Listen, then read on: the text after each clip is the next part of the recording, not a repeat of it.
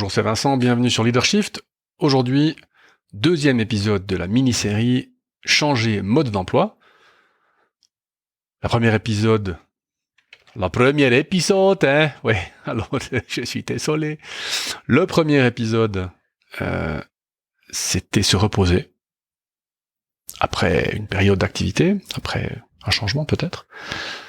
Deuxième étape, réfléchir. Réfléchir, l'idée pour cette étape, c'est faire le bilan. Alors le bilan de quoi ? Ça va dépendre de ce que vous aimeriez changer. Par exemple, si vous voulez changer de carrière, vous allez faire un bilan de carrière. Si vous voulez changer de job, vous allez faire le bilan du job. Si vous voulez changer la couleur de votre voiture, vous allez à la carrosserie Andrea à Péry-Reuschnet, placement de produit, coucou Andrea. De toute façon, rien que le nom du bled vaut le déplacement. Donc de toute façon, vous n'y allez pas pour rien. Mais voilà, donc en fonction du changement à venir, vous allez faire le bilan qui correspond. Alors dans l'exemple que je vais prendre pour illustrer, moi je prends le changement de carrière, parce que j'en ai fait un il y a 5 ans, mais voilà, on peut adapter ça à n'importe quel type de changement. Donc l'idée c'est de faire le bilan. Et en fait faire le bilan, c'est répondre à une question, qui est la question « Où suis-je » Où cours-je ? Dans quelle étagère ? Ouais, je suis d'humeur badine aujourd'hui. Où suis-je ? Alors, la question où suis-je, elle est un peu difficile à répondre comme ça de but en blanc, donc je vais vous donner quelques questions plus détaillées, quelques trucs aussi pour passer par-deçà quelques barrières qui se mettront en travers de votre chemin. Première étape, avant de savoir où suis-je, eh bien c'est de regarder autour de soi comme on ferait pour savoir dans quelle rue est-ce que je suis ou dans quel bled est-ce que je suis. Et donc il faut récolter des données. Tout un tas de données. Plus il y a de données, plus votre réponse « où suis-je » sera bonne. Si je vous demande de répondre en 5 secondes, vous aurez une réponse qui vaut 5 secondes. Si vous faites 2 semaines d'introspection dans l'isolement le plus total en retraite monastique, vous aurez une bien meilleure réponse à cette question. Entre les deux, évidemment. Vous pouvez choisir. Récolter des données, ça veut dire quoi ? Des données sur les émotions. On en parlera tout de suite. Qu'est-ce que je vis, comment, etc. Par exemple, dans l'étape 1, si vous avez fait votre écriture automatique, vous aurez tout un tas de pensées qui seront consignées. Ça, c'est de la donnée, c'est bien ça. Si vous avez des rapports qui ont été faits sur vous, par exemple les rapports d'évaluation annuelle au travail, vous avez peut-être fait un bilan de compétences il y a quelques années, même si ça a 2-3 ans, c'est pas bien grave. Peut-être un test de personnalité. Si vous avez eu des discussions de temps en temps, toutes ces méthodes-là vont vous donner des données, et les données vont vous permettre d'analyser et de répondre à la question « Où en suis-je » Alors, plutôt que de se poser uniquement la question « Où en suis-je » quelles autres questions est-ce que je peux me poser ? Alors, il y a des questions de base. Par exemple, de quoi est-ce que je suis content ou satisfait ? Évidemment, de quoi est-ce que je suis mécontent ou insatisfait ? Et ne négligez pas le content, satisfait, puisque ça va vous donner ce dans quoi vous êtes à l'aise, donc ce qu'il faudrait peut-être pas changer. Le mécontent et l'insatisfait, ce sera pour l'étape 3, quand on va imaginer où est-ce qu'on veut aller. Mais, vous pouvez poser ces questions maintenant. On parlait d'émotions tout à l'heure. Quelles émotions à valence négative est-ce que je vis souvent ? Les émotions, on peut les catégoriser en fonction de l'énergie qu'elles provoquent en nous. On dit arousal en anglais, l'excitation, c'est pas vraiment le bon terme, mais est-ce que ça change mon niveau d'énergie interne, si vous voulez, d'excitation, voilà.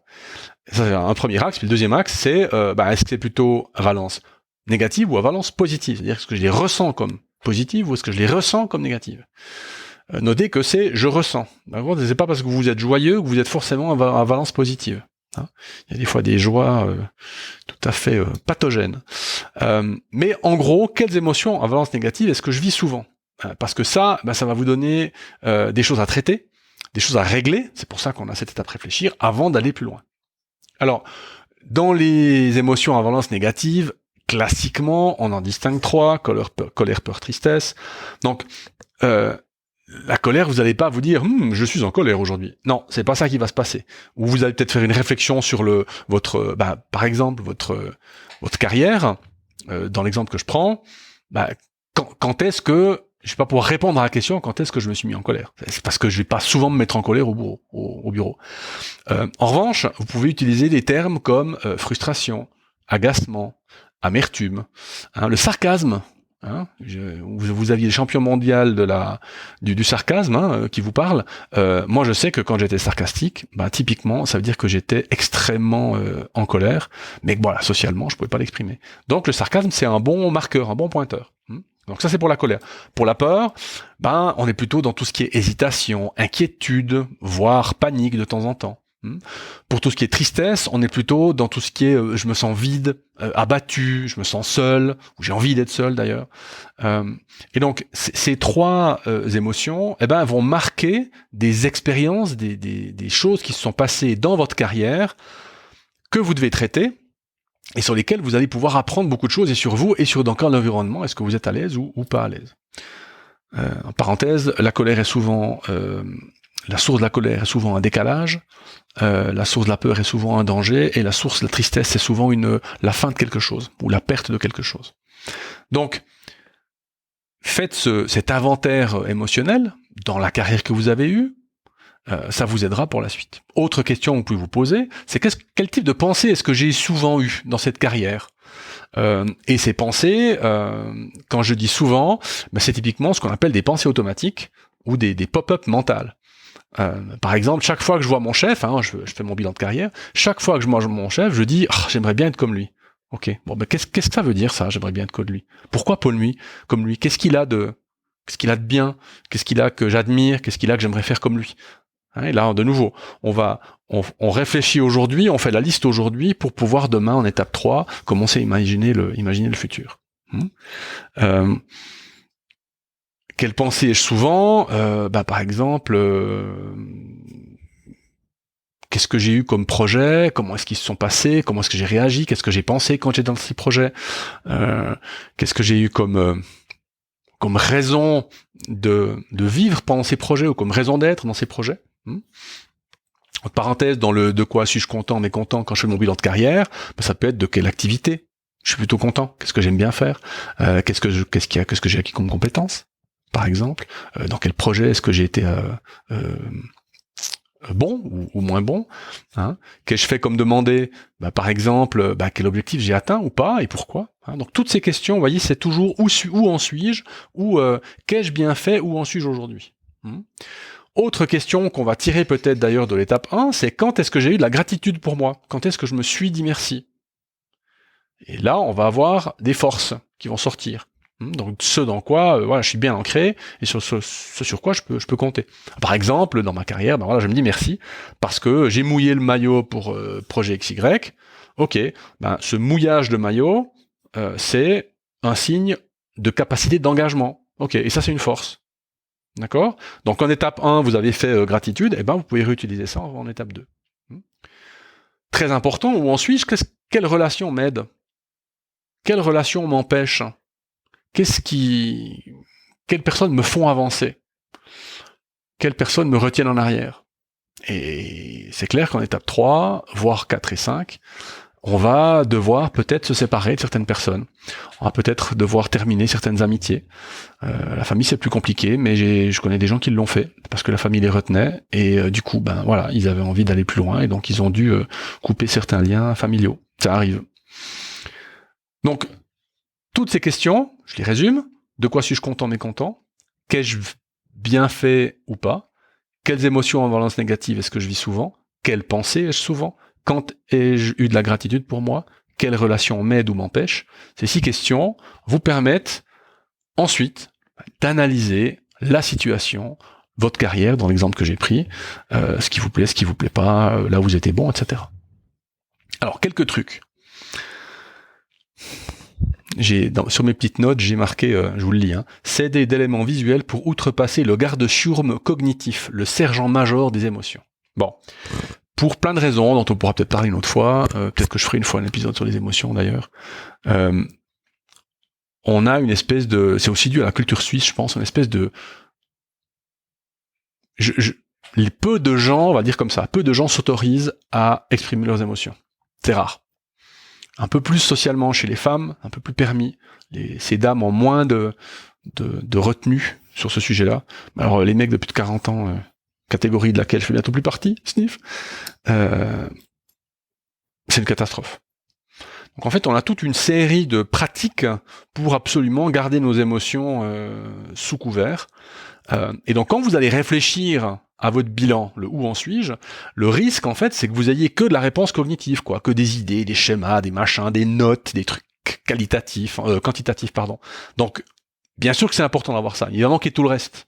Donc l'élément visuel, ça vous permet d'aller au-delà de ça. En fait, ça vous permet de passer par en fait la représentation directement à un niveau. Alors j'aime pas dire en dessous parce que je suis pas un grand fan des émotions plus bas que la pensée, mais disons ça vous permet d'atteindre une autre dimension de qui vous êtes. Alors par exemple, dans mon changement de carrière, je vais regarder des vidéos YouTube sur, je sais pas moi, comment changer de carrière, ou des gens qui ont changé de carrière, des témoignages. Il y a certains TED Talks par exemple qui sont très bien pour ça. Hein. Ou alors vous regardez carrément un film, c'est pas sur les changements de vie ou les parcours de héros, et ça tombe bien, parce que presque tous les films en fait sont l'histoire d'un héros qui change, qui doit changer quelque chose dans sa vie, etc. Donc ça peut vous aider aussi à réfléchir sur vous. C'est pour ça que les personnes qui pleurent dans les films, par exemple, parce que ça leur rappelle des choses. Hein, ça peut arriver. Si vous êtes intéressé par ce sujet, en parenthèse, il y a monsieur Vogler, V-O-G-L-E-R, qui a écrit un bouquin qui s'appelle The Writer's Journey.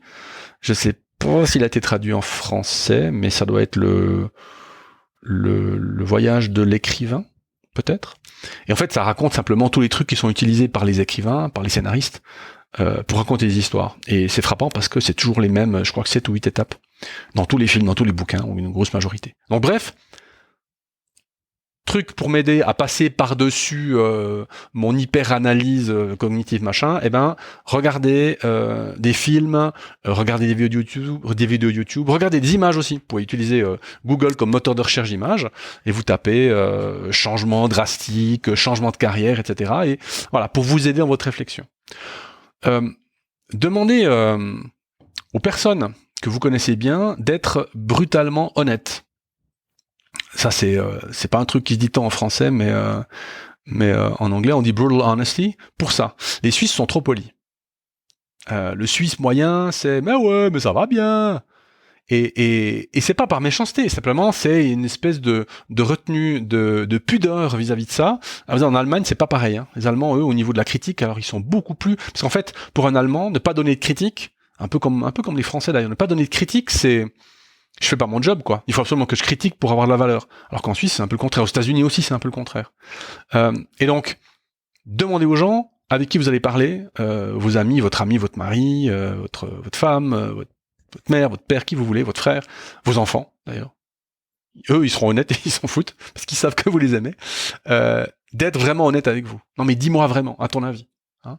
Et là, vous allez apprendre beaucoup. Troisième truc, consignez tout. Toutes les réflexions, les choses, vous pouvez le faire une fois par semaine par écrit, par exemple après l'écriture automatique du dimanche matin, etc. On peut faire ça. J'écris toutes mes réflexions, etc. Vous pouvez prendre des notes vocales aussi avec votre téléphone, hein, c'est possible. Vous pouvez écrire dans OneNote, faites ce que vous voulez, mais si vous laissez ça flotter, il y a le risque en fait que ça part et puis que vous ayez rien pour passer à l'étape d'après, qui va constituer finalement le début du processus de changement en tant que tel, c'est de décider où est-ce qu'on veut aller et ce qu'on veut faire. Quand est-ce que je sais que j'y suis ? En fait, en gros, c'est quand je suis en paix avec moi-même. C'est-à-dire quand j'ai traité, quand j'arrête de ruminer. Si dans vos pensées automatiques, il y a les mêmes situations qui reviennent. Par exemple, je dis une connerie puis j'ai honte rétrospectivement. Ou bien je rumine un truc que j'ai pas dit ou que j'ai fait ou que j'ai pas fait. Ça veut dire que c'est pas traité, c'est pas consigné, c'est pas quelque part que vous pouvez traiter. Donc ça veut dire qu'il faut le faire. Je sais que j'y suis quand je sais qui je suis. Hein, bon, vous pouvez le noter celui-là.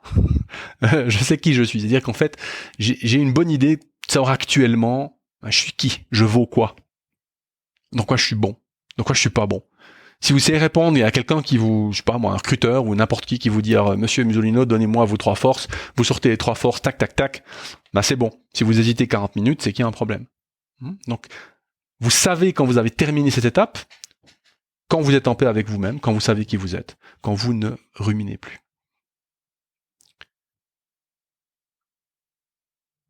Prochaine étape, maintenant que je me suis reposé, je suis frais et dispo, que je sais où j'en suis, c'est le moment de travailler sur ce que je veux. Et ça, ce sera le sujet de l'épisode de la semaine prochaine. Imaginez. Donc, merci d'avoir suivi cet épisode. Feedback très chaudement apprécié et recommandé. Merci d'ailleurs à Andrea pour son feedback récent. Et puis, à la semaine prochaine. Ciao.